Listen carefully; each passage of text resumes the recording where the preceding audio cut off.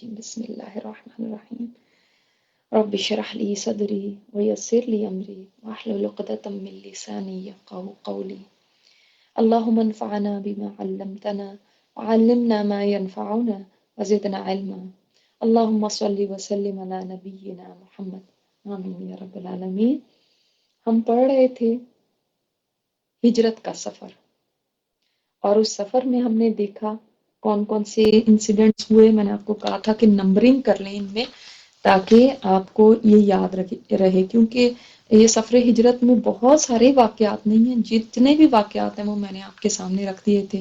ایک واقعہ وہ جو دودھ پلانے کا واقعہ تھا، چرواہا تھا اور اسے دودھ لیا گیا تھا، وہ ایک واقعہ تھا۔ اسی طرح معبد کے خیمے میں جو تھوڑی دیر ٹھہرے تھے وہاں، تو وہ واقعہ ہے۔ پھر آپ جو سراقہ والا واقعہ ہے وہ آپ نے یاد رکھنا ہے، سراقہ بن مالک نام تھا، اور ظاہر ہے یہ نام آپ کو یاد رہیں گے تو پھر ہی واقعات بھی یاد رہیں گے۔ تو یہ واقعہ تھا، تو آپ ان کی نمبرنگ ضرور کریں۔ اور ہم نے دیکھا تھا کہ پھر سراقہ کو آپ صلی اللہ علیہ وسلم نے کیا بشارتیں دی۔ اب اس سفر میں آپ صلی اللہ علیہ وسلم کے ساتھ کون کون ہے؟ ابوبکر صدیق ہے، عامر بن فہیرہ ہے، اور میں نے آپ کو بتایا تھا جو ساتھ ایک گائیڈ تھا، وہ پھر گائیڈ کر کے آگے پھر آپ صلی اللہ علیہ وسلم اپنے ساتھیوں کے ساتھ خود چلے گئے، مطلب کچھ فاصلے تک وہ گیا، اس کے بعد وہاں تک جہاں تک اس کو جانا تھا، اس کے بعد وہ واپس ہو گیا اور یہ لوگ مدینہ پہنچے۔ ٹھیک ہے، چلیں پھر انشاءاللہ یہاں سے شروع کرتے ہیں۔ بسم اللہ الرحمن الرحیم۔ پیج نمبر 169 ہے، اور آپ لوگ اپنی بکس میں دیکھ لیں۔ مدینہ کی راہ میں، یہ جو ٹاپک ہے اس کو ہم آج کمپلیٹ کر رہے ہیں۔ راستے میں بریدہ بن حصیب اسلمی رضی اللہ تعالیٰ عنہ سے ملاقات ہوئی۔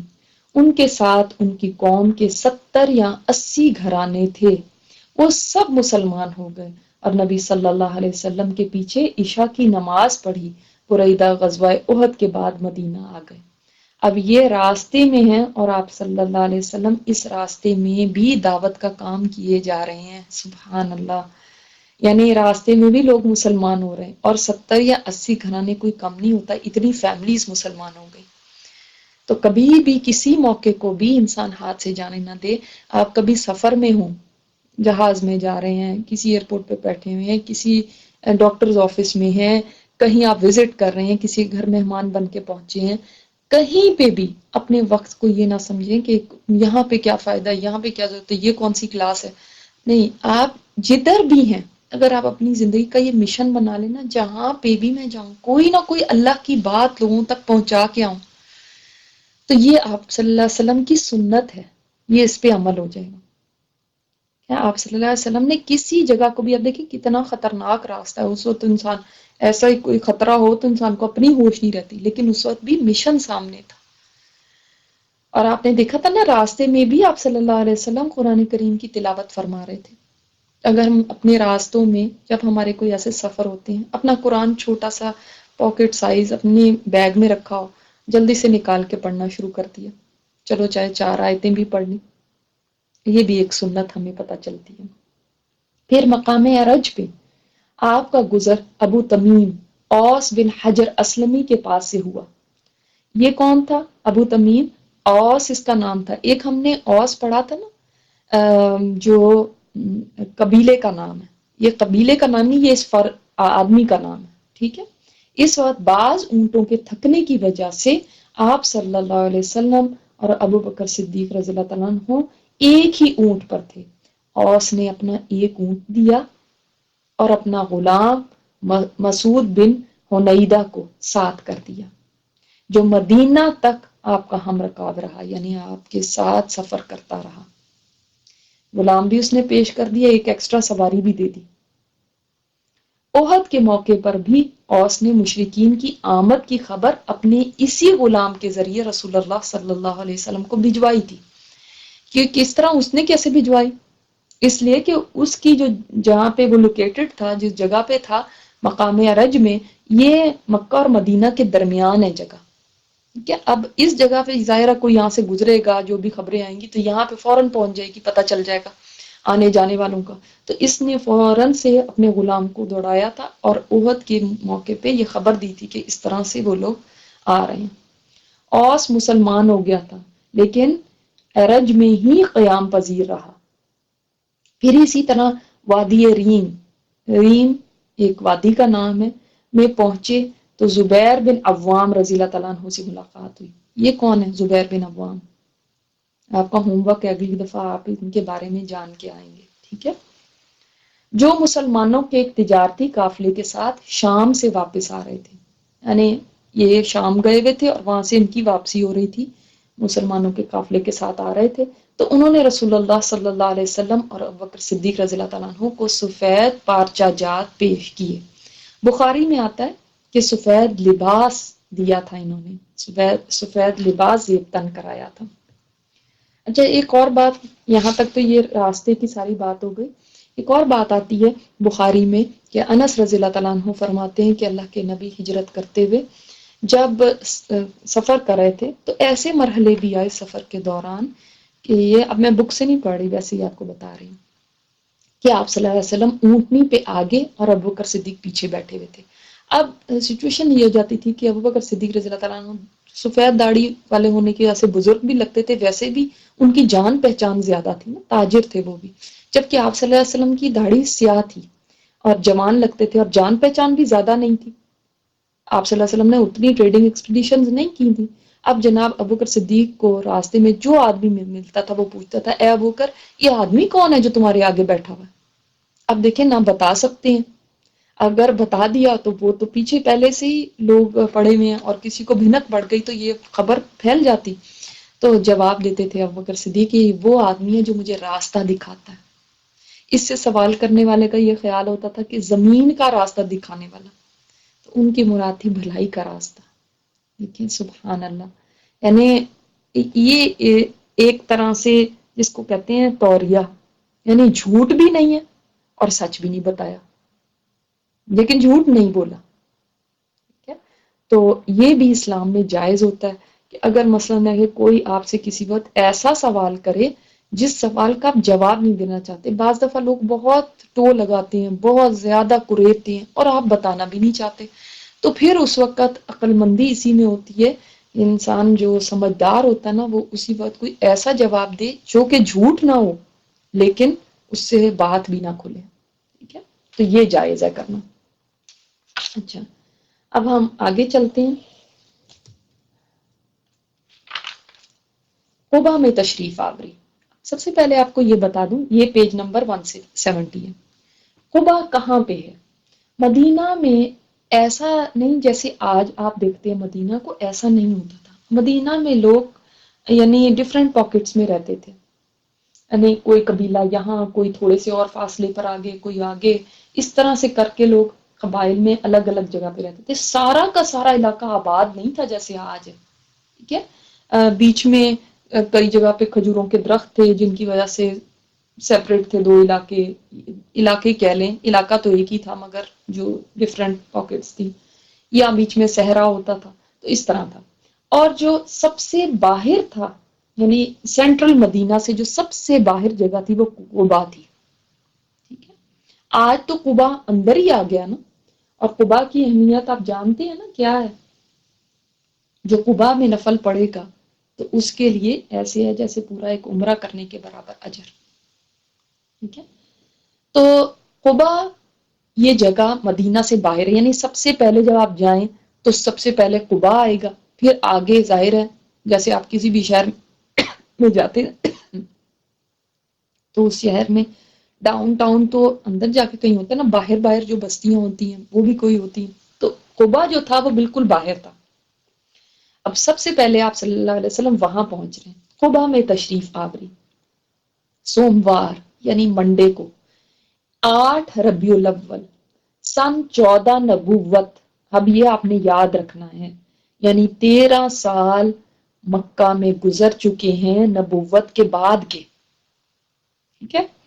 اور اب 14واں سال شروع ہو گیا ہے، اس میں محرم سفر گزر چکے اور اب ربیع الاول ہے، 8 ربیع الاول، جس پہ آپ صلی اللہ علیہ وسلم بے مطابق سن 1 ہجری کو رسول اللہ صلی اللہ علیہ وسلم قبا میں داخل ہوئے، ٹھیک ہے؟ تو یہ ڈیٹ کو ہائی لائٹ کر لیں۔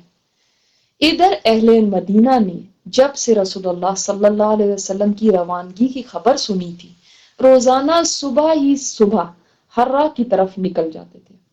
وہاں پہ ایک کھلا میدان بھی تھا، وہاں پہ نکل جاتے تھے، ان کو جیسے انسان اپنے شہر سے نکل کے کسی کے لیے کھڑا ہو جائے انتظار میں۔ اور روانگی خبر کیسے ان کو ملی تھی؟ یہ مکہ سے مدینہ اگر بہت کوئی تیز رفتار گھڑ سوار ہوتا تھا تو 3-4 دن میں پہنچتا تھا۔ تو ظاہر ہے آپ صلی اللہ علیہ وسلم کو تو چلے ہوئے بہت دن ہو چکے تھے نا۔ یہ تو یعنی آپ اسے اندازہ لگائیں کہ جب وہاں سے نکلے تھے غار ثور کے بعد، تو اس وقت ربیع الاول 1 ہجری تھی، ٹھیک ہے، جب ثور سے نکلے تھے، غار ثور سے۔ تو اب یہ دیکھیں کتنے دن ہو چکے ہیں، تو 3-4 دن میں تو ویسے ہی سوار پہنچ کے اور اطلاع دے سکتا تھا۔ تو ان کو معلوم ہو گیا تھا کہ آپ صلی اللہ علیہ وسلم روانہ ہو چکے ہیں، تو اب کسی دن بھی یہاں پہنچ جائیں گے۔ ایک روز طویل انتظار کے بعد لوگ اپنے اپنے گھروں کو واپس جا چکے تھے۔ اور کب واپس لوٹتے تھے؟ جب سخت دوپہر ہو جاتی تھی۔ جب دوپہر سخت ہو جاتی تو واپس پلٹ آتے۔ تو وہ دوپہر وہاں پہ سخت کب ہو جاتی تھی؟ 10-11 بجے ہی بہت سخت ہو جاتی تھی، تو صبح سے جا کے کھڑے ہو جاتے تھے، صبح ہی صبح۔ اور پھر جب دوپہر سخت ہو جاتی پھر واپس آ جاتے تھے۔ تو ایک روز طویل انتظار کی، یعنی بہت دیر انتظار کے بعد لوگ اپنے اپنے گھروں کو واپس جا چکے تھے کہ ایک یہودی اپنی کسی گڑی پر، یعنی اپنا قلعے کی چھت تھی اس پہ چڑھا کچھ دیکھنے کے لیے۔ کیا دیکھتا ہے کہ رسول اللہ صلی اللہ علیہ وسلم اور آپ کے رفقا، یعنی اس کا مطلب ابوبکر صدیق کے علاوہ بھی کوئی تھا، ٹھیک ہے، تو آپ کو اب پتا ہے نا کون تھا۔ تو آپ کے رفقا سفید کپڑوں میں ملبوس چلے آ رہے ہیں۔ اس نے بے خود ہو کر نہایت بلند آواز سے کہا، عرب کے لوگوں، یہ رہا تمہارا نصیب جس کا تم انتظار کر رہے تھے۔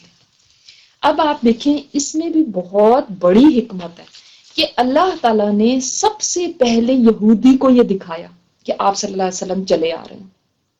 کیا حکمت ہو سکتی ہے اس میں؟ آپ کیا سوچتے ہیں؟ ابھی اور بھی تو لوگ دیکھ سکتے تھے، لیکن یہودی کو سب سے پہلے دکھانا، اللہ تعالیٰ کا ہر کام جو ہوتا ہے نا حکمت والا ہوتا ہے۔ دیکھیں یہ اس کے اندر کیا حکمت تھی کہ یہودیوں، جس نبی کا تم انتظار کر رہے تھے نا، دیکھ لو اس پہ پہلی نظر بھی تمہاری ہی پڑی ہے۔ تم اپنی کتاب میں اس کے بارے میں پڑھتے ہو، تم انتظار کر رہے تھے کہ وہ نبی آئے گا، دیکھنا اب ان کا انکار نہ کرنا۔ قرآن میں بھی ہے نا، وَلَا تَكُونُوا أَوَّلَ كَافِرٍ بِهِ، تم پہلے کافر تم نہ کہیں بن جانا، ٹھیک ہے؟ تو اللہ تعالیٰ نے ان کو دکھایا۔ تو اس نے کہا، عرب کے لوگوں، یہ رہا تمہارا نصیب جس کا تم انتظار کر رہے تھے۔ یہ سنتے ہی مسلمان ہتھیار اٹھا اٹھا کے استقبال کے لیے نکل پڑے، اور نبی صلی اللہ علیہ وسلم کی تشریف آوری پر مارے خوشی کے شور برپا ہو گیا، تکبیر سنی گئی، لوگوں نے حرا کا رخ کیا اور وہیں پر آپ سے ملاقات کی۔ دیکھیں اب کتنی ان کی خوشی کی انتہا ہوگی آپ صلی اللہ علیہ وسلم کو دیکھ کے۔ اور ہتھیار کیوں اٹھا اٹھا کے آئے استقبال کے لیے؟ ہتھیاروں کی کیا ضرورت تھی؟ اصل میں ایسے ہی ہے جیسے کہ آپ یہاں پہ جب دیکھتے ہیں کسی کو پروٹوکال دینا ہوتا ہے، استقبال کرنا ہوتا ہے، تو باقاعدہ وہ یعنی کوئی فوجی ہیں تو فوجی وردیوں میں آتی ہیں، باقاعدہ اپنی یونیفارمز میں آتے ہیں اور سج کے آتے ہیں، تو ان کی سجاوٹ جو تھی نا وہ ہتھیار ہوا کرتی تھی۔ یہ ایک پروٹوکال تھا جو انہوں نے دیا۔ پھر آپ داہنی جانب مڑ گئے اور قبا میں بنی عامر بن عوف میں قیام فرمایا، ٹھیک ہے؟ اب یہ ایک قبیلہ ہے بنی عمر بن عوف۔ اب اس کو عمرو نہیں آپ نے کہنا، یاد رکھیں، جب بھی اس طرح عمر کے بعد واو لگی ہوگی تو آپ نے اس کو عمر کہنا ہے، ٹھیک ہے؟ یہ بڑی جہالت کی بات ہوتی ہے، جن لوگوں نے نہیں پڑھا ہوتا وہ عمرو عمرو کہتے رہتے ہیں، تو عمرو نہیں بولنا، اب عمر اس طرح سے ہی لکھا جاتا ہے۔ اب قبا میں اترنے کے بعد آپ صلی اللہ علیہ وسلم خاموش بیٹھ گئے۔ اب انصار کا جو آدمی آتا جس نے رسول اللہ صلی اللہ علیہ وسلم کو دیکھا نہ تھا، وہ ابو بکر رضی اللہ تعالیٰ عنہ کو ہی رسول سمجھ کر انہی کو سلام کرتا، کیونکہ ان کے بالوں میں سفیدی آ چکی تھی۔ سبحان اللہ، وہ عمر میں بڑے لگتے تھے، حالانکہ عمر میں بڑے نہیں تھے آپ صلی اللہ علیہ وسلم سے، لیکن بڑے لگتے تھے۔ اچھا ایک بات آپ نے نوٹ کی، ام معبد نے بھی جو آپ صلی اللہ علیہ وسلم کا حلیہ مبارک بیان فرمایا ہے، تو کہیں پہ بھی یہ نہیں ہے جیسے کہ یہ ذکر ہو کہ بالوں میں مہندی لگی ہوئی تھی اور یہ تھا یا داڑھی میں مہندی لگائی ہوئی تھی، ایسا کوئی ذکر نہیں ہے نا۔ ہمارے لوگ کئی دفعہ کہتے ہیں مہندی سنت ہے، حالانکہ آپ کو پتہ ہے کہ آپ صلی اللہ علیہ وسلم نے خود کبھی بھی مہندی یوز نہیں کی، یہ معلوم ہے آپ کو؟ ہاں پسند فرمایا اس کے رنگ کو اور یہ ہے، لیکن کبھی بھی خود مہندی نہیں لگائی، تو کوئی نہیں سمجھے کہ سر میں شاید آپ صلی اللہ علیہ وسلم کی مہندی لگی ہو یا داڑھی میں مہندی لگی ہو، ایسے نہیں تھا۔ بڑھاپے تک آپ صلی اللہ علیہ وسلم کے تو بس چند ایک بال داڑھی کے سفید ہوئے تھے، لیکن یہ زیادہ بزرگ لگ رہے ہیں۔ بعض لوگوں کا آج بھی آپ دیکھتے ہیں نا جلدی وہ ان کے بال سفید ہو جاتے ہیں۔ جب رسول اللہ صلی اللہ علیہ وسلم پر دھوپ آ گئی اور ابو بکر صدیق نے چادر تان کے آپ پر سایہ کیا، تب لوگوں نے پہچانا کہ یہ رسول اللہ صلی اللہ علیہ وسلم۔ سبحان اللہ، یعنی ابو بکر صدیق رضی اللہ تعالیٰ عنہ فوراً کھڑے ہو کے چادر لے کے، اس سے آپ نے دیکھا کہ پورے سفر میں وہ کتنی پیاری ساتھی ہیں سفر کے۔ یہ بھی دیکھیں کہ وہ دوست تھے، اور دوست کے لیے اپنے دوست کی بڑائی کو ماننا انتہائی مشکل کام ہے۔ دیکھیں ایک اسٹوڈنٹ ہے، اس کے لیے ماننا آسان ہے ٹیچر کی بڑائی کو، ایک عام امتی ہے جو ابھی بھی مسلمان ہوا ہو کوئی، اس کے لیے بھی بڑائی ماننا اپنے نبی کی آسان ہے، لیکن ایک وہ شخص جو دوست رہا ہو ساری زندگی، اب وہ ماننے کہ یہ میرے سے بڑا ہے اور میں اس کو فالو کروں گا، یہ بہت مشکل کام ہوتا ہے۔ اکثر دوست جب دوست کی کوئی اچھائی بڑائی دیکھتے ہیں کہ یہ میرے سے آگے بڑھ گیا، تو اس کو فالو کرنا تو بہت دور کی بات ہے، اکثر لوگ جلس ہو جاتے ہیں کہ یہ اس کو کیوں مل گیا، میرے جیسا ہی تو تھا، اس میں کون سی ایسی کمال کی بات ہو گئی۔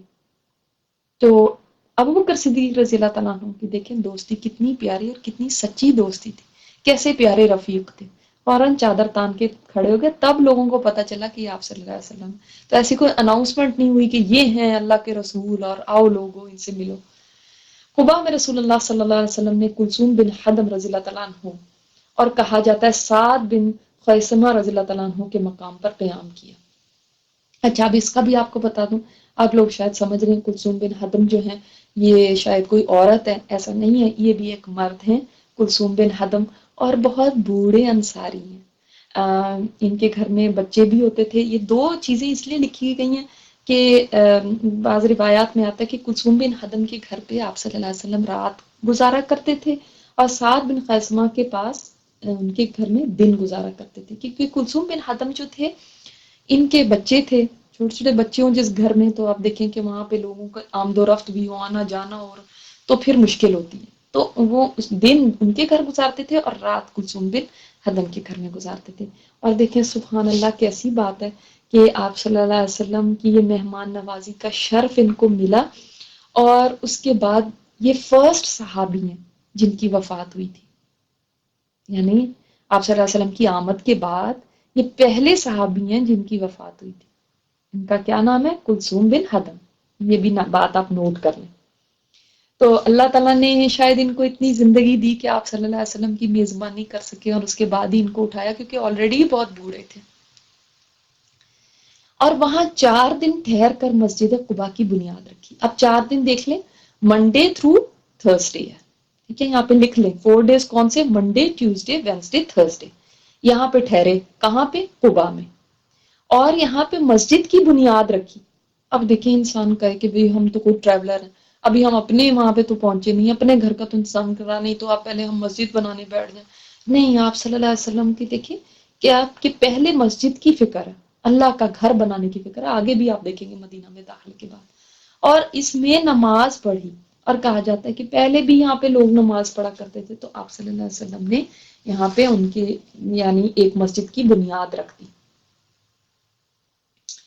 اور یہ بھی ہے کہ آپ صلی اللہ علیہ وسلم نے اتنی اہمیت دی تھی اس جگہ کو کہ آپ صلی اللہ علیہ وسلم جب ظاہر ہے مدینہ کوئی زیادہ دور تو نہیں ہوگا، پیدل بھی جا سکتے اور اونٹ پہ بھی آ سکتے تھے، تو بعد میں بھی آپ صلی اللہ علیہ وسلم ہر ہفتے اس مسجد میں آیا کرتے تھے، ایوری ویک، ٹھیک ہے۔ تو اور یہ بھی ہے کہ یہاں پہ آپ صلی اللہ علیہ وسلم نے اتنا انتظار کیوں کیا، یہ بھی کہا جاتا ہے کہ حضرت علی کے انتظار میں، حضرت علی وہاں پہ ظاہر ساری جو امانتیں تھیں وہ لوگوں کو تھیں، اور پھر روانہ ہوئے تھے۔ 3 دن وہاں پہ انہوں نے قیام کیا تھا مکہ میں۔ اور یہ دیکھ لیں، اس سے آپ صلی اللہ علیہ وسلم کے صادق اور امین ہونے کی آپ کو ایک اور مثال ملتی ہے کہ گو کہ وہ لوگ اتنے دشمن ہو گئے تھے آپ کی کہ جان کے در پہ تھے، پھر بھی اللہ اکبر امانتیں اپنی آپ صلی اللہ علیہ وسلم کے پاس ہی رکھوائی ہوئی تھی۔ لیکن آپ سوچیں کہ ایک بندے کے ساتھ آپ کی دشمنی اتنی زیادہ ہو تو آپ سب سے پہلے اپنی امانت لیتے ہیں ان سے، کہ یہ نہ ہو کہ اس میں کوئی گڑبڑ کر لے۔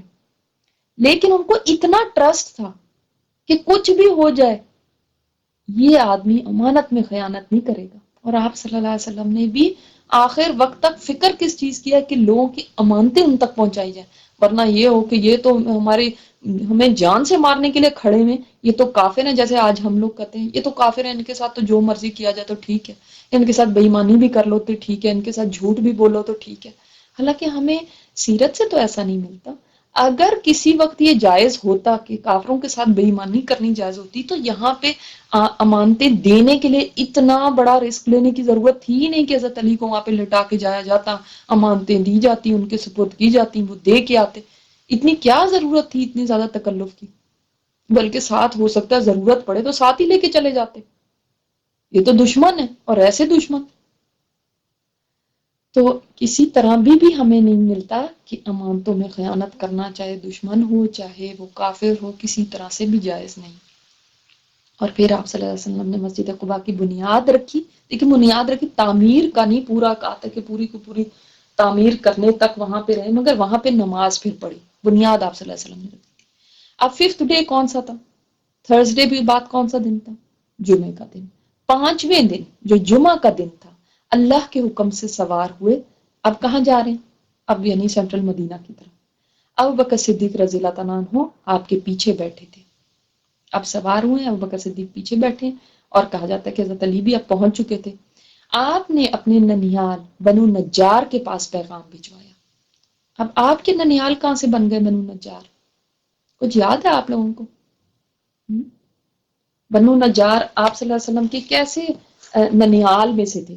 اگر آپ کو پچھلا سبق نہیں بھولا ہے تو پھر بہت آسانی ہوگی، لیکن اگر بھول چکے ہیں تو پھر بہت مشکل ہوگی۔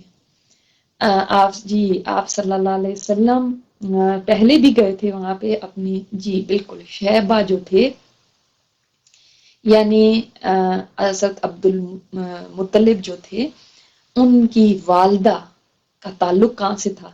سلمہ ان کا نام آتا ہے نا، ہاشم کی جو وائف تھی ان کا نام سلمہ آتا ہے، تو وہ کہاں سے تھی؟ وہ مدینہ سے ہی تو تھی، اور انہوں نے اپنے بیٹے شیبہ یعنی عبد المطلب کو کہاں پہ ریز کیا تھا؟ مدینہ میں ہی ریز کیا تھا۔ تو اس لحاظ سے آپ صلی اللہ علیہ وسلم کے ننیال بنے نا۔ تو یہ ان کا قبیلہ کون سا تھا؟ بنو نجار۔ تو آپ صلی اللہ علیہ وسلم نے اپنے ننیال بنو نجار کے پاس پیغام بھجوایا، یعنی اتنی پشتوں تک بھی، کیونکہ ہمیں تو شاید اپنے دادا کے اوپر تک کا بھی کسی کا پتہ ہی نہ ہو کہ کون تھے، مگر عربز کے اندر اپنے لینیج کو یاد رکھنا، یہ یعنی اس چیز کے اندر وہ بڑے ماہر تھے، ان کو اپنی پشتوں تک کا پتا تھا کہ کون کس کا بیٹا، کون کہاں سے کس کی اولاد میں سے ہے۔ تو وہ تو سارے اپنے دادا پردادا اور پشتوں تک کے نام جانتے تھے۔ تو ہمارے تو اس طرح کے کوئی پچھلے رشتہ دار ہمیں کہیں مل بھی جائیں تو ہمیں کہاں پتہ چلے گا، لیکن دیکھیں ان کو پتہ ہے اپنے پیچھے سب اس کا لینیج کا۔ تو اپنے ننیال بنو نجار کے پاس پیغام بھجوایا، وہ لوگ تلواریں حمائل کیے ہوئے حاضر ہوئے، یعنی انہوں نے اپنی تلواریں لٹکا کے حاضر ہوئے۔ کہا جاتا ہے کہ بنو نجار کے سرداروں کی طرف مدینہ میں پیغام بھیجا آپ صلی اللہ علیہ وسلم نے عمر بن عوف نے قیام کے بعد، تو وہ خوشی سے اتنے وہ خوش ہوئے، وہ تو انتظار میں تھے، تو وہ خوشی سے تلواریں لٹکا کے آئے۔ حضرت انس اس کو روایت کرتے ہیں، بخاری میں یہ بھی روایت ہے، فرماتے ہیں وہ منظر آج بھی میری آنکھوں کے سامنے اس طرح آ رہا ہے جیسے کہ میں اللہ کے رسول صلی اللہ علیہ وسلم کو دیکھ رہا ہوں کہ آپ صلی اللہ علیہ وسلم اپنی سواری پر سوار ہیں، ابو بکر صدیق آپ کے پیچھے بیٹھے ہیں، اور بنو نجار کے رؤساء یعنی رئیس لوگ تلواریں لہراتے ہوئے آپ کے گرد حلقہ بنائے ہوئے ہیں۔ دیکھیں کیسا پروٹوکول ہے نا، یعنی آپ صلی اللہ علیہ وسلم کی ارد گرد یعنی حلقہ بنایا ہوا انہوں نے، یعنی ایک جیسے سرکل بنا کے آپ صلی اللہ علیہ وسلم کو لے کر آ رہے ہیں۔ اس کے بعد ان کی مائیت میں یعنی ان کے ساتھ آپ صلی اللہ علیہ وسلم نے مدینہ کی جانب کوچ کیا۔ بنو سالم بن عوف کی بستی میں پہنچے تو جمعہ کا وقت ہو گیا۔ اب یہ جب یعنی دوپہر پڑ گئی اس وقت تک جب تک اس بستی میں ابھی مدینہ نہیں پہنچے، یعنی پورے سینٹرل مدینہ نہیں پہنچے، ہے تو یہ بھی آؤٹ اسکرٹس آف مدینہ ہی ہو گئی لیکن سینٹر میں نہیں ابھی تک پہنچے۔ تو یہاں پہ پہنچے تو جمعے کا ٹائم ہو گیا۔ آپ صلی اللہ علیہ وسلم نے وہیں بطن وادی میں جمعہ کی نماز پڑھائی جس میں 100 آدمی شریک تھے۔ اب یہ کہا جاتا ہے کہ یہاں پہ آپ صلی اللہ علیہ وسلم نے پہلا جمعہ ادا کیا، کیونکہ اس سے پہلے مکہ میں اس طرح سے جمعہ ادا کرنے کا کوئی سلسلہ نہیں بن پایا تھا۔ وہاں پہ تو اس قدر جان کو خطرہ ہوتا تھا، اس طرح لوگ جمع نہیں ہو سکتے تھے کہ ایسے سارے لوگ جمع ہو جاتے اور جمعے کا خطبہ ہو رہا ہو۔ تو یہاں پہ آپ صلی اللہ علیہ وسلم نے پہلا خطبہ دیا تھا۔ آپ کو کچھ یاد ہے اس سے پہلے کیا مدینہ میں جمعہ ہوتا تھا؟ مصعب بن عمیر کو یاد ہے آپ صلی اللہ علیہ وسلم نے فرمایا تھا کہ آپ وہاں پہ جمعہ شروع کراؤ، تو وہاں پہ جمعہ ہوتا تھا۔ تو اس سے ہمیں پتہ چلتا ہے کہ یہاں پہ آ کے اب آپ صلی اللہ علیہ وسلم نے خود جمعہ یعنی ادا کیا۔ اس کا مطلب ہے یہ ایک ایسی چیز تھی جو صحابہ نے پہلے کی اور آپ صلی اللہ علیہ وسلم نے بعد میں، اور اس خطبے میں آپ صلی اللہ علیہ وسلم نے وہ فرمایا تھا، ہو سکتا ہے بعد میں بھی کبھی فرمایا ہو، لیکن وہ جو بات آتی ہے نا کہ جہنم کی آگ سے اپنے آپ کو بچاؤ چاہے کھجور کا ٹکڑا ہی دے کے، اس خطبے میں آپ صلی اللہ علیہ وسلم نے وہ بات فرمائی تھی۔ اور اگر نہیں دے سکتے تو اچھی بات ہی کر لو، اور انفاق فی سبیل اللہ پہ لوگوں کو ابھارا تھا آپ صلی اللہ علیہ وسلم نے اس خطبے میں، کیونکہ اب آگے جا کے اللہ کے راستے میں دینے کے لیے مال بھی چاہیے تھا۔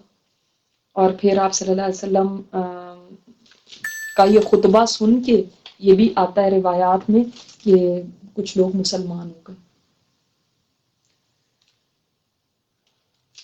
اچھا جی، اب یہ آگے مدینہ میں داخلہ، ایک اور بات آپ لوگوں کو یہاں پہ بتانا چاہتی ہوں، اور وہ ہے حضرت سلمان فارسی کے حوالے سے۔ حضرت سلمان فارسی کا نام تو آپ لوگوں نے سنا ہوگا، اور بڑی دلچسپ بات ان کی، کیونکہ قبا کی بات ہو رہی ہے تو ذرا ان کا بھی میں آپ کو بتا دوں کہ یہ بڑے اپنے باپ کے لاڈلے تھے، اہل فارس میں سے، ایران سے تھے، اصفہان کے رہنے والوں میں سے تھے، اور ان کا باپ کاشتکار تھا، کسان سمجھ لیں۔ تو وہ اتنی محبت ان سے کرتا تھا کہ کسی چیز سے نہیں اس کو اتنی محبت تھی جتنی اپنے بیٹے سے تھی۔ گھر میں ایسے ان کو سنبھال کے رکھا ہوا تھا۔ اور ان کا دین کیا تھا؟ اہل فارس کا دین کیا ہوتا تھا؟ آتش پرست تھے، آگ کی پوجا کرتے تھے۔ تو جب ایک دفعہ پھر ایسا ہوا کہ باپ نے کہا کہ مجھے تو کھیتی باڑی کے کام نے بڑا مشغول کیا ہوا ہے، تو اب ایسا کرو کہ تم زمینوں کی رکھوالی کرو، کھیتی باڑی کرنے والوں کی نگرانی کرو، اور یاد رکھو مجھ سے زیادہ دیر دور نہ رہنا۔ اس نے ایک عمارت بنانی شروع کی تھی، اس کے لیے کچھ زمین لی تھی، تو لیکن اس کے پاس یہ کھیتی باڑی کے کام کی وجہ سے اس نے کہا کہ تم اپنے بیٹے سے کہا تم کھیتی باڑی کر لو تو میں وہاں پہ پھر توجہ کرتا ہوں۔ تو یہ وہاں پہ جا رہے تھے اپنی کھیتی باڑی کے کاموں کے لیے، تو راستے میں ایک گرجا تھا، چرچ تھا، وہاں سے کچھ آوازیں آ رہی تھی، تو انہوں نے کہا یہ کیا ہے؟ لوگوں نے بتایا عیسائی لوگ ہیں، اپنی نماز ادا کر رہے ہیں۔ تو یہ اندر گئے، ان کو بڑا اچھا لگا، سارا دن وہاں بیٹھے رہے، سورج غروب ہو گیا، رات کو جب واپس آئے باپ تو ہلکان ہو گیا تھا کہ کدھر چلا گیا میرا بیٹا۔ اب جب آئے تو پوچھا اس نے، تو انہوں نے بتایا کہ میں تو اس طرح ان کے پاس سے گزرا تھا، عیسائیوں کے پاس سے، اور مجھے ان کی نمازیں اور دعائیں اتنی اچھی لگی، میں سارا دن بیٹھ کے دیکھتا رہا۔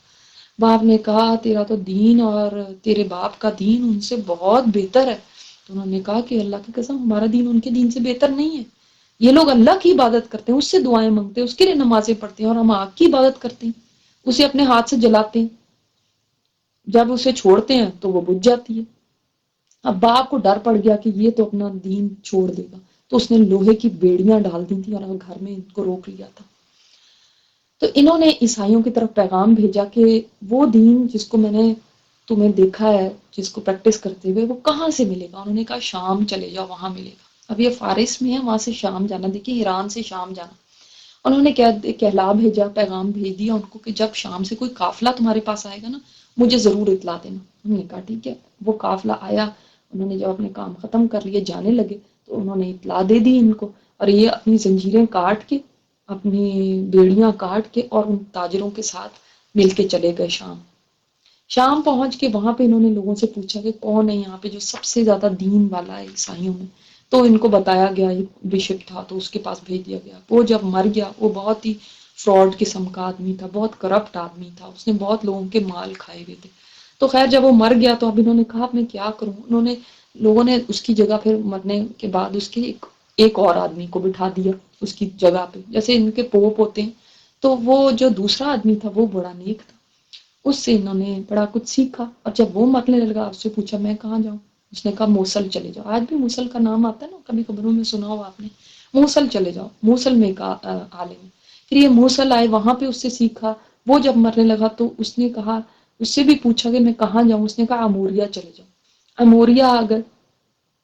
جب یہ عالم بھی مرنے لگا تو انہوں نے اس سے پوچھا کہ اب مجھے کسی عالم کا بتاؤ، میں کس کے پاس جاؤں۔ دیکھیں حق کی تلاش میں کہاں کہاں یہ گھومے۔ تو اس نے کہا میں تو اب کوئی ایسا عالم نہیں جانتا جس کی میں تمہیں وصیت کروں، لیکن یہ بات ہے کہ تم اس زمانے کو پالو گے جس زمانے میں حرم میں ایک نبی آئے گا، وہ ایسی زمین میں ہجرت کرے گا جو دو حروں کے درمیان ہے۔ اب ہوتا ہے حرے کیا ہوتے ہیں؟ والکینک لینڈ، یہاں پہ والکینک لینڈ تھی یہ مدینہ کے ارد گرد، پتھروں والی یعنی چٹانیں تھی جو سیاہ ہو گئی ہوئی تھی لاوے کی وجہ سے، کبھی یہاں پہ لاوا آیا تھا پھوٹا تھا تو وہ زمین ویران ہوگی مگر کھجوروں کے درخت وہاں پہ ہوں گے۔ اور پھر یہ بھی بتایا کہ اس نبی کے دونوں کندھوں کے درمیان میں مہر ہوگی، اور وہ ہدیہ لے لے گا لیکن صدقہ نہیں کھائے گا۔ اگر تمہیں اس علاقے میں جانے کی ہمت ہو تو وہاں پہ چلے جاؤ، اس پیغمبر کا زمانہ تمہیں مل جائے گا۔ تو یہ چلے، اور عرب تاجروں کے کچھ لوگ وہاں پہ تھے، ان کے ساتھ ان کو کہا کہ انہوں نے جو بھی ان کے پاس جمع پوجی تھی ان کو دے دی، اور ان کو کہا مجھے اپنے ساتھ لے جاؤ۔ اب وہ بہت فراڈ نکلے، انہوں نے آگے جا کے ان کو بیچ دیا، ان کی سامان بھی رکھ لیا اور ان کو بیچ بھی دیا، اور جس کے پاس بیچا وہ ایک یہودی تھا۔ اب وہ وادی القریٰ میں تھا، اب یہ بیچ کے وہ تو چلے گئے۔ انہوں نے دیکھا کہ شاید یہی وہ زمین ہے، یہاں پہ بھی کھجوریں ہیں تو ہو سکتا ہے یہی وہ زمین ہو۔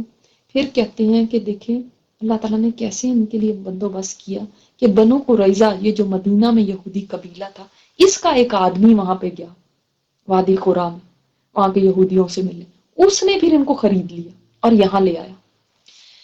اور کہتے ہیں جب میں نے دیکھا اس شہر کو تو میں پہچان گیا، اور اب یہ وہاں پہ رہ رہے ہیں، ظاہر غلام ہیں۔ ادھر اللہ تعالیٰ نے آپ صلی اللہ علیہ وسلم کو یہاں پہ مکہ میں مبعوث کیا، اور یہ وہاں غلامی میں تھے۔ تو کہتے ہیں میرے سامنے اللہ کے رسول کی بعثت کا کبھی ذکر نہیں ہوا، حتیٰ کہ آپ صلی اللہ علیہ وسلم قبا میں تشریف لے آئے۔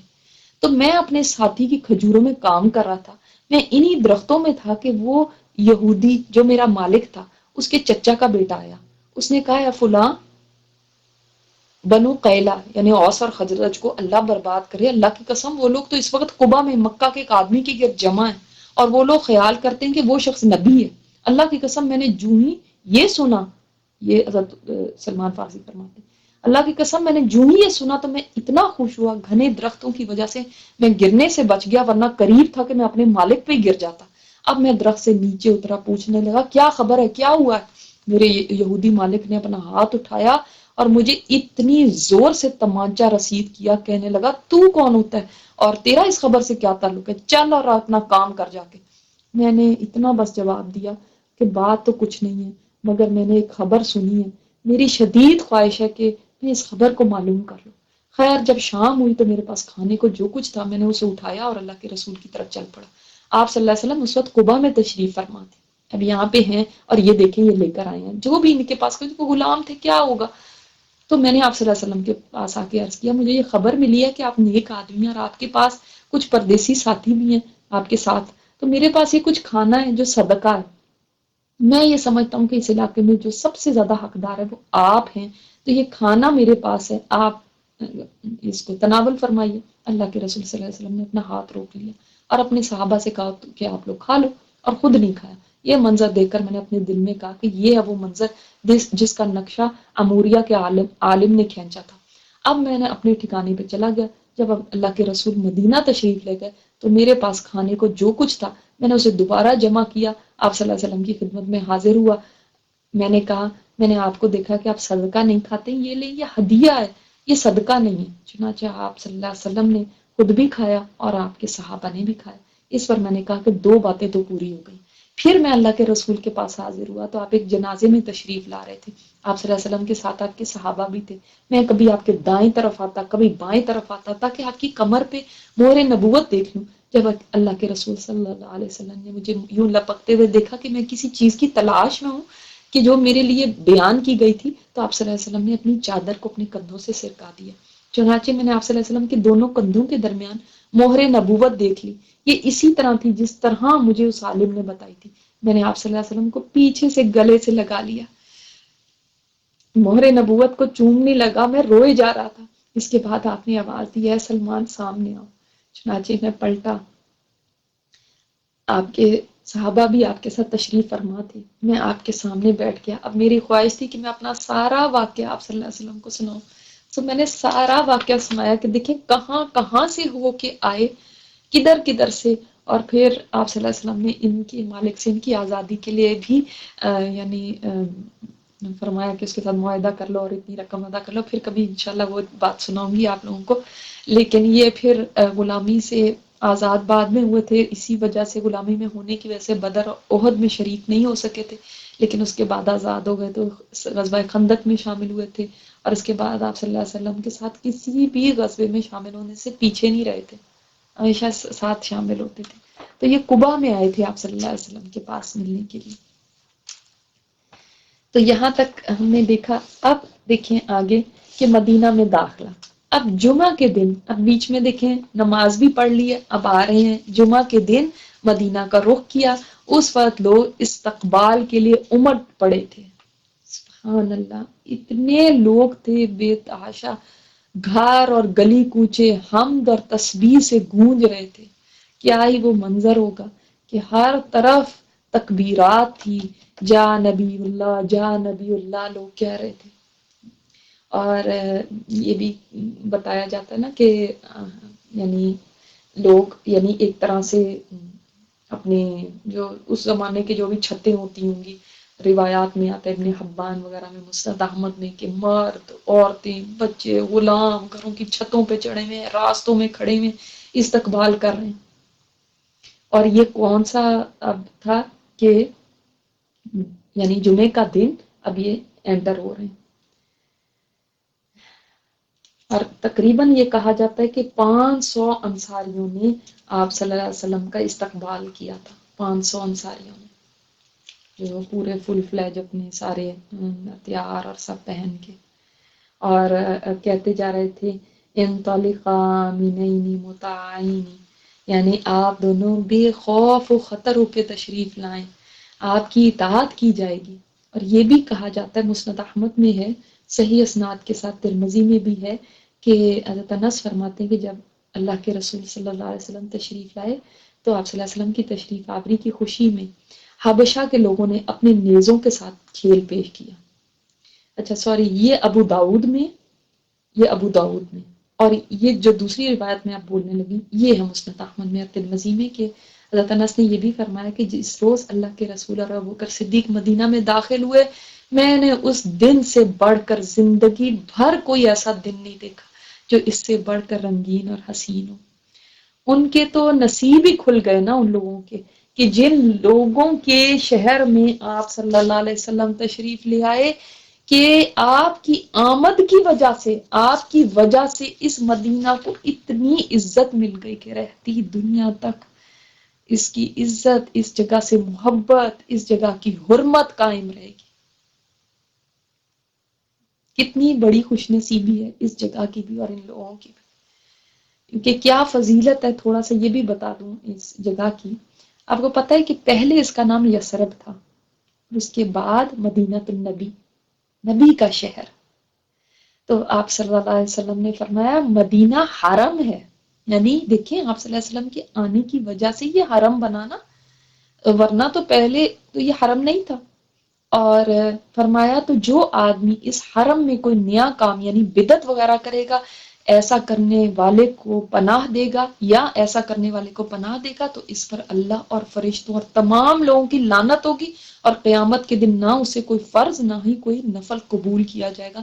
یعنی اتنی سخت بات ہے، یہ مسلم کی روایت ہے. جو یہاں پہ کوئی بدعت کرے، اللہ تعالیٰ ہمیں معاف فرمائے اور اس چیز سے محفوظ رکھے. اور آپ صلی اللہ علیہ وسلم نے فرمایا مدینہ طیبہ ہے. یہ جو ہم کہتے ہیں نا مدینہ طیبہ، تو یہ آپ صلی اللہ علیہ وسلم نے نام رکھا. برے لوگوں کو اپنے سے اس طرح دور کر دیتا ہے جس طرح آگ چاندی کے میل کو دور کر دیتی ہے. سبحان اللہ. اور اسی طرح اور حدیث اس کے بارے میں آتی ہے.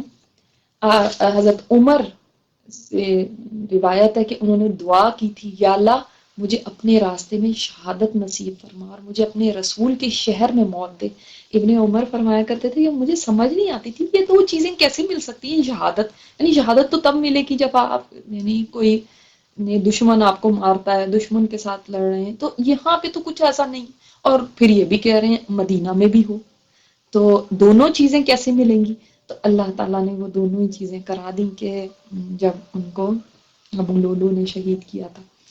اسی طرح ایک اور روایت ہے، آپ صلی اللہ علیہ وسلم نے فرمایا ایمان مدینہ کی طرف اس طرح سمٹ کر آئے گا جس طرح سانپ اپنے بل میں سمٹ کر آتا ہے. یعنی پوری دنیا سے ایمان ختم ہو جائے گا اور ایمان سمٹ کے ایسے مدینہ کے اندر آ جائے گا بس.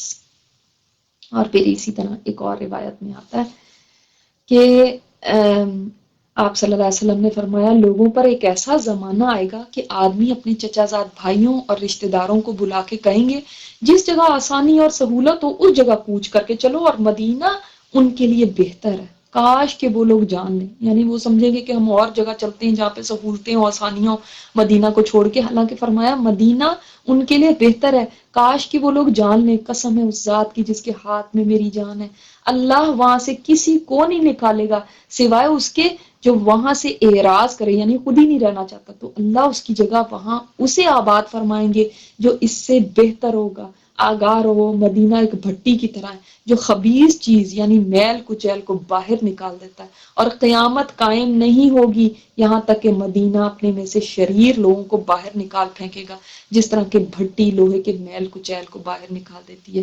یہ بھی صحیح مسلم کی روایت ہے. یعنی مدینہ میں اس طرح کے لوگ پھر رہ ہی نہیں سکتے. یا تو ان کا کوئی گزارا نہیں ہوگا، یا تو وہ کوئی اور چیزیں سہولتیں لینے کے لیے وہاں سے خود ہی نکل جائیں گے. اور ایک بڑی بات اس بارے میں بخاری میں ہے، آپ صلی اللہ علیہ وسلم نے فرمایا مدینہ میں دجال کا روب بھی داخل نہیں ہوگا. دجال تو کیا، اس کا روب بھی داخل نہیں ہو سکے گا. اس زمانے میں مدینہ کے 7 دروازے ہوں گے اور ہر دروازے پر 2 فرشتے پہرا دے رہے ہوں گے.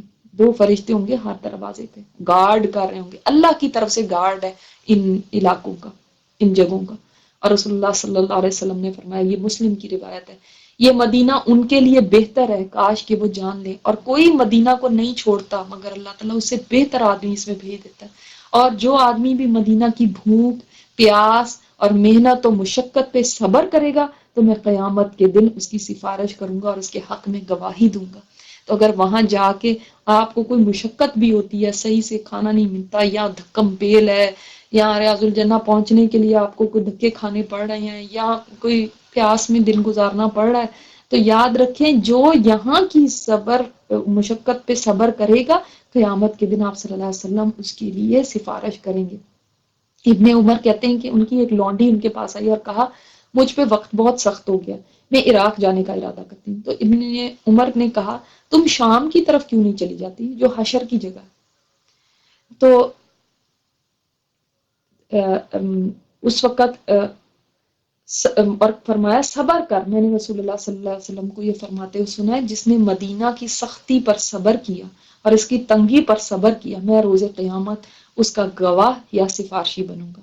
اور آپ صلی اللہ علیہ وسلم نے فرمایا، یہ ابن ماجہ میں ہے کہ جو مدینہ میں فوت ہو، جو یہ کر سکے کہ وہ مدینہ میں فوت ہو تو وہ ایسا ضرور کرے، اس لیے کہ میں مدینہ میں فوت ہونے والے کے حق میں گواہی دوں گا.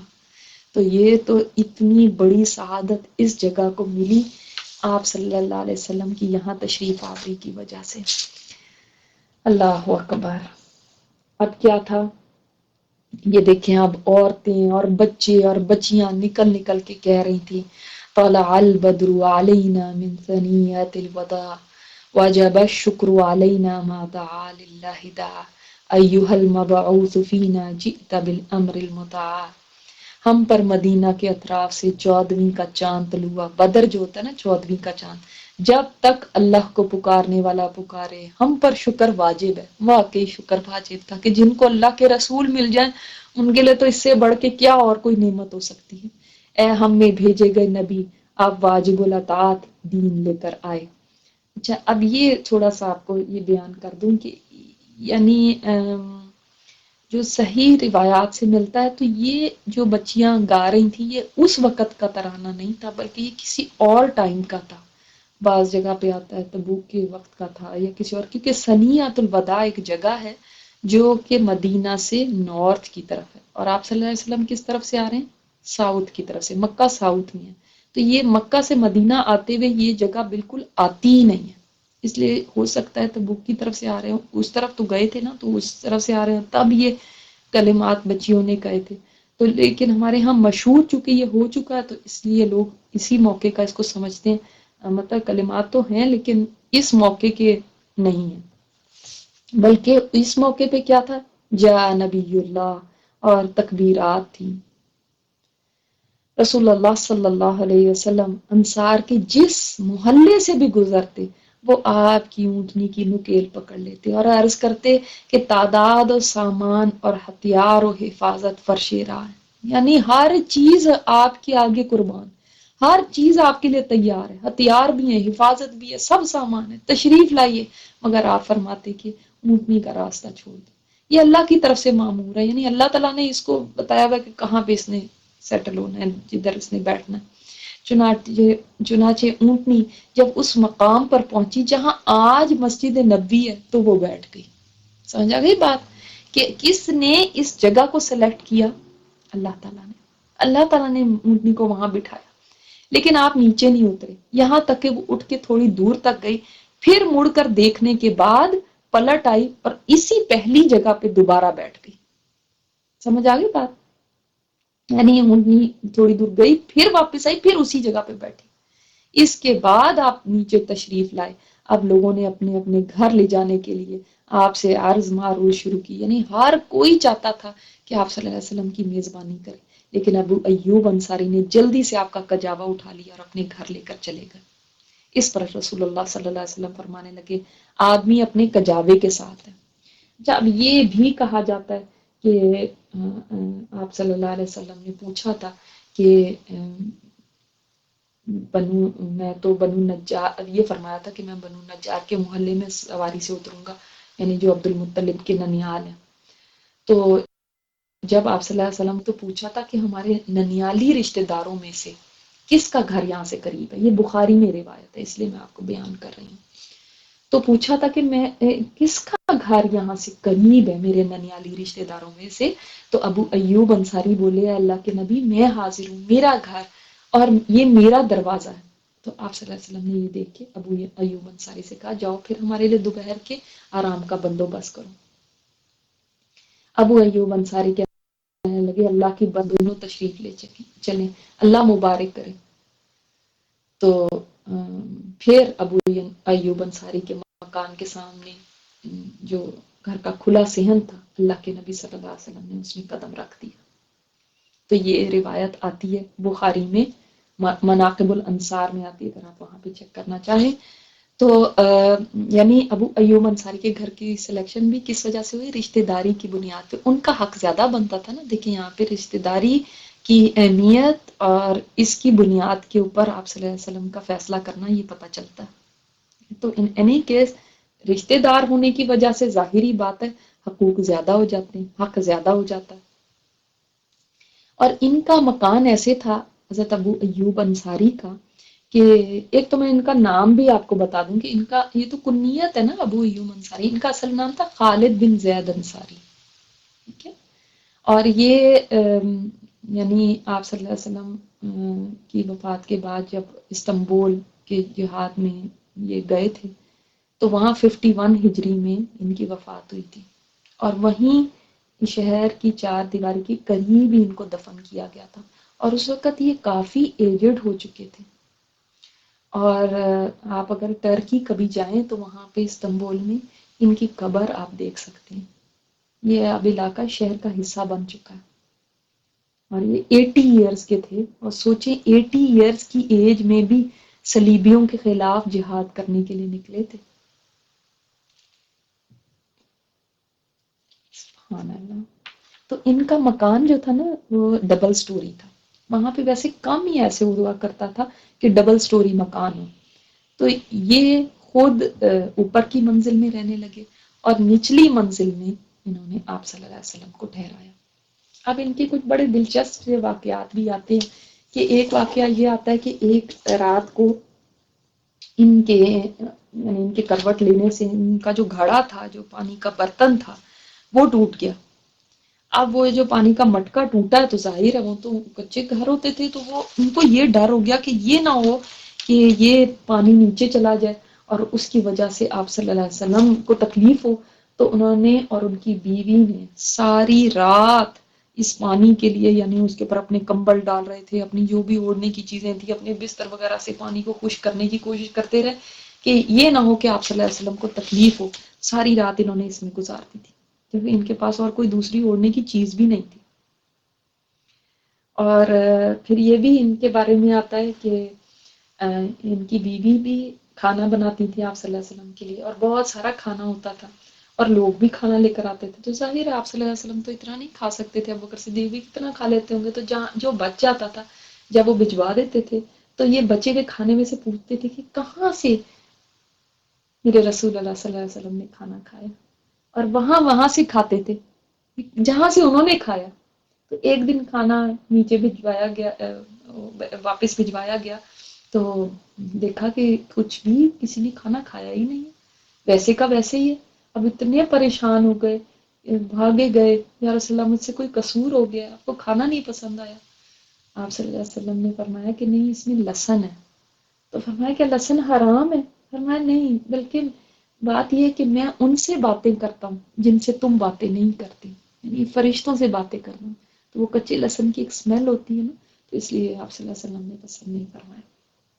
اسی طرح ایک اور واقعہ آتا ہے کہ یعنی کچھ دن گزر چکے تھے، تو اس کے بعد انہوں نے سوچا کہ ہم تو اوپر والی منزل میں اور آپ صلی اللہ علیہ وسلم نیچے والی منزل میں، یہ خیال ان کو رات کو آ گیا، اور یہ کیسے ہو سکتا ہے کہ وہ نیچے ہوں اور ہم ان کے اوپر چل پھر رہے ہیں؟ اور سبحان اللہ، کتنے یعنی انوسینٹ، اور کتنے یعنی ان کی سوچ بھی دیکھیں کیسی ہوتی تھی۔ اب وہ کیا انہوں نے کیا، اب اتنے پریشان ہو گئے اس سوچ کی وجہ سے، وہ کمرے کے ایک کونے میں ہو گئے، ساری رات اس کونے میں انہوں نے اور ان کی بیوی نے گزاری۔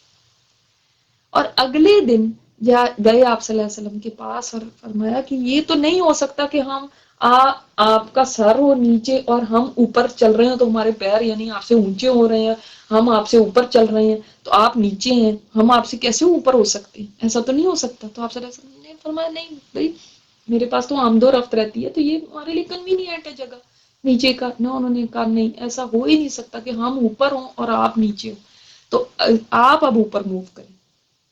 مسلم کی روایت میں یہ آتا ہے سارا کہ جو ساری رات میں ان کو خیال آ گیا تھا، اور اس طرح سے انہوں نے ایک کونے میں ساری رات گزاری کہ اب تو میں بالکل نہیں چل سکتا ایسی جگہ پہ۔ سبحان اللہ۔ تو یہ تھے ابو ایوب انصاری۔ تو اب آگے بک سے دیکھتے ہیں۔ البتہ اسد بن زرارہ نے آپ صلی اللہ علیہ وسلم کی اونٹنی کی نکیل پکڑ لی، اس لیے وہ انہی کے پاس رہی۔ اسد بن زرارہ کون ہے؟ یاد آ رہا ہے کچھ کہ نہیں؟ اگر آپ کو نہیں یاد آ رہا نا، نیکسٹ ٹائم آپ نے فائنڈ آؤٹ کر کے لانا، ٹھیک ہے؟ دو صحابیوں کے بارے میں آپ سے پوچھوں گی۔ ادھر سرداران انصار نے رسول اللہ صلی اللہ علیہ وسلم کی ضیافت میں یعنی مہمان نوازی میں ایک دوسرے سے بڑھ کے حصہ لیا، چنانچہ ان کی طرف سے روزانہ کئی لگن پہنچتے، یعنی کئی ٹریز پوری کی پوری کھانے کی۔ کوئی بھی ایسی رات نہ آتی کہ آپ صلی اللہ علیہ وسلم کے دروازے پر 3-4 لگن حاضر نہ ہو۔ حضرت علی رضی اللہ تعالیٰ عنہ کی ہجرت، نبی صلی اللہ علیہ وسلم کے بعد علی رضی اللہ تعالیٰ عنہ مکہ میں 3 روز ٹھہرے تھے. اس دوران اہل مکہ کی جو امانتیں رسول اللہ علیہ وسلم کے پاس تھیں انہیں ادا کیا، پھر پیدل چل پڑے اور قباء میں رسول اللہ صلی اللہ علیہ وسلم سے آ ملے. ان کا قیام کلثوم بن حدم کے مکان پر تھا. یہ بات ہو چکی. اہل بیت کی ہجرت، جب رسول اللہ صلی اللہ علیہ وسلم مدینہ میں قیام پذیر ہو چکے تو زید بن حارثہ، آپ کو پتا ہے نا زید بن حارثہ کا، آپ صلی اللہ علیہ وسلم کے جو منہ بولے بیٹے تھے، اور ابو رافع کو مکہ بھیجا. وہ نبی صلی اللہ علیہ وسلم کی دونوں صاحبزادیوں حضرت فاطمہ اور ام کلثوم، ام المومنین حضرت سودا اور ام ایمن، یہ باندھی تھی نا، اور اسامہ بن زید، یہ حضرت زید کے بیٹے، کو ساتھ لائے. ان کے ہمراہ عبداللہ بن ابی بکر بھی، ابو بکر کے عیال ام رومان، عائشہ اور اسماء کو لے کر آئے. یعنی ابو بکر صدیق رضی اللہ تعالیٰ عنہ کی فیملی اور آپ صلی اللہ علیہ وسلم کی فیملی. یہ نبی صلی اللہ علیہ وسلم کی ہجرت کے 6 ماہ بعد کا واقعہ. حضرت صہیب رضی اللہ تعالیٰ عنہ کی ہجرت، حضرت صہیب نے رسول اللہ صلی اللہ علیہ وسلم کے بعد ہجرت کی. انہوں نے جب ہجرت کا ارادہ کیا تو مشرکین نے انہیں روک لیا. ان کے پاس بہت سا مال تھا. ان کو صہیب رومی کہتے ہیں. ان کا واقعہ میں آپ کو پہلے سنا چکی ہوں. وہ مال سے دستبردار ہو گئے تو مشرکین نے ان کے راہ چھوڑ دی. جب وہ مدینہ پہنچے رسول اللہ صلی اللہ علیہ وسلم کو واقعہ سنایا تو آپ نے فرمایا ربح البیع یا ابا یحییٰ، ابو یحییٰ، یہ بیع یعنی یہ تجارت کامیاب رہی. ابو یحییٰ حضرت صہیب کی کنیت تھی. کمزور مسلمان، مشرکین نے بعض مسلمانوں کو ہجرت سے روک رکھا تھا. وہ انہیں ستاتے اور دین سے پھیرنے کی کوشش کرتے. اب یہ رہ گئے تھے جیسے کمزور مسلمان تھے جو نہیں ہجرت کر سکتے تھے. کوئی وہ غلام ہو سکتے ہیں، کوئی اور ہو سکتے ہیں. انہیں میں ولید بن ولید، عیاش بن ابی ربیعہ اور حشام بن عاص تھے. ان میں سے ایک کا واقعہ میں آپ کو سنا چکی ہوں. حضرت عمر کے ساتھ ہجرت کی تھی اور پھر کیا ہوا تھا، یاد ہے؟ وہ کون سے والے ہیں ان میں سے؟ اب یہ 3rd صحابی ہوں گے جن کے بارے میں آپ یاد سے اگلی دفعہ پڑھ کے آئیں گے. یہ کون سے وہ صحابی تھے اور کیا واقعہ ہوا تھا.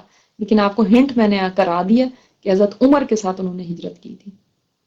رسول اللہ صلی اللہ علیہ وسلم کچھ عرصہ ان کے لیے نماز میں دعا قنوت نازلہ فرماتے رہے کیونکہ اتنا ستا رہے تھے. اب وہ بیچارے کیسے ڈیسیو ہو کے آ گئے، دھوکہ کھا کے واپس آ گئے تھے، اور کس طرح ماں کی بات کر کے اور ماں کے واسطے دے کے اور بیماری کا بتا کے اور اس طرح کر کے کیسے ان کو لایا گیا تھا. یہ میں سب آپ کو واقعہ سنا چکی ہوں. اپنے نوٹ ذرا کھول کے دیکھیے گا. اور جن کفار قریش نے ان کو روکا تھا ان پر بد دعا کرتے رہے. یہ دیکھیں قنوت نازلہ، یہ جو ہم کرتے ہیں نا قنوت نازلہ، آپ کو پتہ ہے کیا؟ جیسے آپ نے حرم میں دیکھا ہوگا رمضان وغیرہ میں جب وطر پڑھتے ہیں تو اس کے بعد وہ قنوت نازلہ وطروں میں کرتے ہیں. قنوت نازلہ کسی نماز میں بھی ہو سکتی ہے ویسے، ٹھیک ہے، کہ رکوع کے بعد ہاتھ اٹھا کے، رکوع کے بعد جب آپ کھڑے ہوتے ہیں تو سمیع اللہ لمن حمدہ ربنا ولک الحمد ہوتا ہے نا، تو پھر ہاتھ اٹھا کے اللہ تعالیٰ سے دعا کی جاتی ہے کافروں کے لیے. جب کوئی مسلمان کوئی بہت مشکل کے اندر ہو تو تب یہ دعا کرتے ہیں.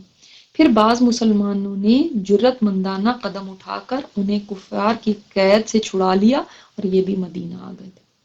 یہ بھی کچھ لوگ پھر یہاں سے مدینہ سے گئے تھے ان کو چھڑانے کے لیے اور ان کو چھڑا کے لے کر آئے تھے.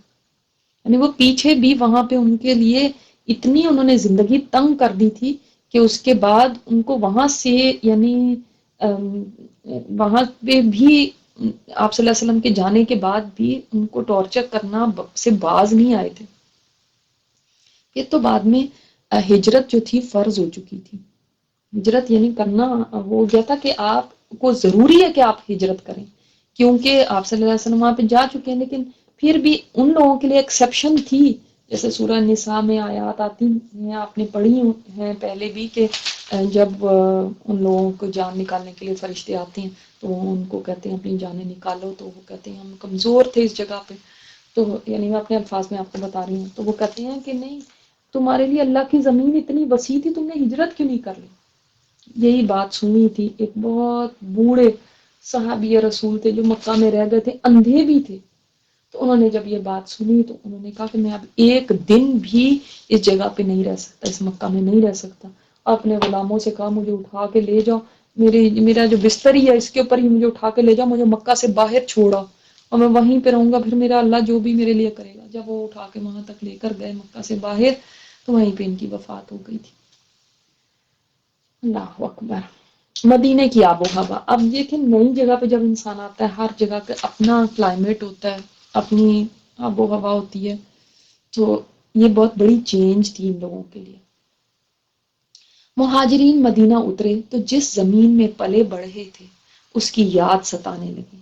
آپ دیکھیں یہ ایک نیچرل بات ہے کہ جس جگہ پہ انسان رہتا ہے، جس جگہ پہ اس نے اپنی زندگی کا ایک حصہ گزارا ہوتا ہے، اس کی یاد اس کو ضرور آتی ہے. اور یہ اس میں کوئی برائی نہیں ہے، اس میں کوئی، یہ بالکل فطری بات ہے. آپ صلی اللہ علیہ وسلم بھی دیکھیں جب نکلے تھے تو آپ صلی اللہ علیہ وسلم نے بھی کیا فرمایا تھا کہ میں مکہ تمہیں کبھی نہ چھوڑتا اگر یہ لوگ مجھے یہاں سے نہ نکالتے.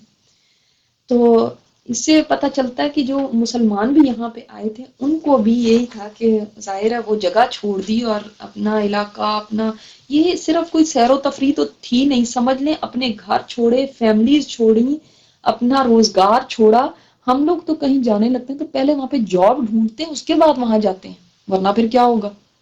نہ وہاں پہ کوئی جان نہ پہچان، نہ کوئی رشتے دار، نہ کچھ، تو کیسے چلے جائیں کسی نئی جگہ؟ ان کے یہاں پہ کوئی رشتے داریاں تھوڑی تھی، کوئی جان پہچانیں تھوڑی تھی، یہ تو سب کچھ چھوڑ کے آ گئے تھے. اور ظاہر ہے وہاں پہ اپنی زندگی گزاری تھی، اب وہاں پہ جا بھی نہیں سکتے. اور یہ چیز کا وہ ان لوگوں سے پوچھیں کہ جو ان کنٹریز میں آ جاتے ہیں پھر ان کا سٹیٹس وغیرہ کچھ ایسا ہوتا ہے، نہیں اپنے ملک جا سکتے، تو ان کے دل پہ کیا گزرتی ہے. تو وہ جس زمین میں پلے بڑے تھے اس کی یاد ستانے لگی. اس پر مستزاد یہ، یعنی اس پہ ایڈیشن یہ کہ مدینہ اللہ کی سب سے زیادہ وبا خیز سرزمین تھی. یعنی وبائیں بہت پھوٹتی تھی یہاں پہ. وبا کو بھی کوئی بیماری پھوٹ گئی، کبھی کوئی بیماری، جیسے کنٹیجیس بیماریاں ہوتی ہیں نا، کئی جگہ ہوتی ہیں وہاں پہ یہ وائرسز بہت زیادہ ہوتے ہیں چیزوں کے کہ چنانچہ یہاں آنے کے بعد مسلمانوں کو کیا ہوا، انہیں بخار اور مختلف امراض نے پکڑ لیا. اور یہ روایت آتی ہے بخاری میں، حضرت عائشہ رضی اللہ تعالیٰ عنہ سے مروی ہے کہ اللہ کے رسول صلی اللہ علیہ وسلم مدینہ تشریف لائے تو ابوبکر صدیق اور بلال رضی اللہ تعالیٰ عنہما کو بخار ہو گیا. میں ان کے پاس گئی اور خیریت پوچھنے لگی، ابا جان آپ کا کیا حال ہے؟ اے بلال آپ اپنے آپ کو کیسا محسوس کرتے ہیں؟ ایک روایت میں یہ بھی آتا ہے کہ عائشہ رضی اللہ تعالیٰ عنہا بتاتی ہیں کہ جب ہم مدینہ میں آئے تو اللہ کی یہ زمین سب سے زیادہ وبا والی تھی. مدینہ میں بطحان کے نام سے ایک نالا تھا جس میں بدمزہ اور بدبودار پانی بہا کرتا تھا. جیسے ہمارے ملکوں میں گندے نالے ہوتے ہیں، تو اب ظاہر ہے پھر وہاں سے وبائیں پھوٹنی ہیں. یہ بھی بخاری میں روایت ہے. اسی طرح بخاری میں ایک اور روایت ہے کہ حضرت برا رضی اللہ تعالیٰ عنہ کہتے ہیں کہ میں ابوبکر صدیق کے گھر گیا تو ان کی بیٹی عائشہ لیٹی ہوئی تھی. اب یہ کیا ہے، چھوٹی بچی ہیں ابھی، ٹھیک ہے، لیٹی ہوئی تھی، ان کو بخار تھا. میں نے ان کے والد کو دیکھا کہ وہ اپنی بیٹی کو بوسہ دے رہے ہیں اور پوچھ رہے ہیں میری پیاری بیٹی کیسی طبیعت ہے. اور حضرت بلال کا تو یہ حال تھا کہ جب انہیں بخار سے کچھ افاقہ ہوتا تو درد اور کرب سے بھری بلند آواز سے کہتے کاش میں جانتا ہوتا کہ کوئی رات مکہ کی وادی میں گزار سکوں، میرے ارد گرد اصغر اور جلیل کی گھاس ہوگی، وہ دن بھی دیکھنے کو ملے گا جب مجنہ کے چشمے کا پانی پیوں گا، وہ وقت بھی کبھی آئے گا کہ شام اور طفیل کے پہاڑوں کو یہ آنکھیں دیکھیں گی. یعنی مس کرتے تھے نا بہت زیادہ. پھر کہتے ہیں اللہ شیبہ بن ربیہ کا بیڑا غرق کر، عتبہ بن ربیہ کو برباد کر، امیہ بن خلف جو ان کا آقا تھا اس سے اپنی رحمت کو دور کر کہ جنہوں نے ہمیں ہماری سرزمین مکہ سے نکال باہر کیا اور یہاں وباؤں کے علاقے مدینہ میں لا پھینکا. تو ایسے حالات ہو گئے تھے اتنی زیادہ. یعنی اور آپ کو میں نے پہلے بتایا تھا نا کہ وہاں پہ بچے بھی نہیں کسی کے زندہ رہ رہے تھے، سب کو بچے بھی مرتے جا رہے تھے جن کے پیدا ہو رہے تھے. نبی کریم صلی اللہ علیہ وسلم نے اپنے پروردگار سے دعا کی، اے اللہ ہمارے نزدیک مدینہ کو اسی طرح محبوب کر دے جیسے مکہ محبوب تھا یا اس سے بھی زیادہ، اور مدینہ کی فضا صحت بخش بنا دے اور اس کے سا اور مد، یعنی یہ ایک پیمانے ہیں غلے کے، اس میں برکت ڈال دے. جیسے ہم کہتے ہیں کلو میں، اس کے لیٹر میں، اس میں برکت ڈال دے اور اس کا بخار منتقل کر دے، جوفہ پہنچا دے. جوفہ ایک ویران علاقہ تھا. تو آپ صلی اللہ علیہ وسلم نے دعا کی اللہ اس کا بخار جو ہے نا ادھر پہنچا دے کسی ڈیزرٹ ویران علاقے میں، اللہ اس جگہ کو ہمارے لیے برکت والی بنا دے. اور دیکھیں آج تک اس میں کتنی برکتیں، سبحان اللہ. اور یہ واقعی اللہ تعالیٰ نے آپ صلی اللہ علیہ وسلم کی یہ دعا سن لی، مسلمان امراض سے راحت پا گئے اور انہیں مدینہ محبوب ہو گیا. مدینہ پھر اتنا محبوب ہو گیا کہ دیکھیں آپ صلی اللہ علیہ وسلم مکہ فتح بھی ہو گیا تھا تو اس کے بعد بھی مدینہ ہی تشریف لائے تھے، اور یہ بھی آپ صلی اللہ علیہ وسلم کی دعا کا اثر ہے کہ دیکھیں 1500 سال گزر گئے لیکن مدینہ میں آج تک کوئی وبا نہیں پھوٹی ہے، آج تک۔ جیسے دنیا میں پلیگ پھیلا، دنیا میں اور کتنی وبائیں پھوٹی ہیں نا، کیا کیا طاعون ہے، یہ بیماریاں پہلے زمانے میں بہت زیادہ اس طرح کی ہوتی تھی، ہزاروں کے ہزاروں لوگ مر جایا کرتے تھے، لیکن آپ صلی اللہ علیہ وسلم کی اس دعا کے بعد مدینہ میں کبھی نہیں کوئی وبا پھوٹی، اور نہ ہی کبھی پھوٹے گی۔ تو ان لوگوں نے جنہوں نے اپنا وطن، اپنا مال، اپنے رشتے دار، اپنے کاروبار سب کچھ چھوڑا اللہ کے لیے، اللہ کے دین کے لیے، تو اللہ تعالیٰ نے ان کے لیے اس جگہ کو محبوب بنا دیا، اور یہ بہت بڑی بات ہوتی ہے کسی کا دل کسی جگہ لگ جائے، ورنہ بہت سارے لوگ ہوم سک ہو جاتے ہیں، بہت بہت عرصے تک، اتنے عرصے تک اپنے ملکوں کو نہیں بھول پاتے، انہی کے پیچھے روتے رہتے ہیں۔ تو اللہ تعالیٰ نے محبوب بنا دیا اس جگہ کو ان کے لیے، اللہ جس طرف چاہے جس کا دل موڑ دے۔ چلیں یہاں تک ہم نے پڑھ لیا۔ میرا ارادہ تو یہ تھا کہ آج آپ کو مسجد نبی کا میں بتاتی، لیکن اب وقت اتنا ہو گیا، انشاءاللہ تعالی زندگی رہی تو پھر نیکسٹ ٹائم ہم انشاءاللہ پڑھیں گے باقی۔ سبحانک اللہم و بحمدک، نشہد ان لا الہ الا انت، نستغفرک و نتوب الیک۔ السلام علیکم و رحمۃ اللہ وبرکاتہ۔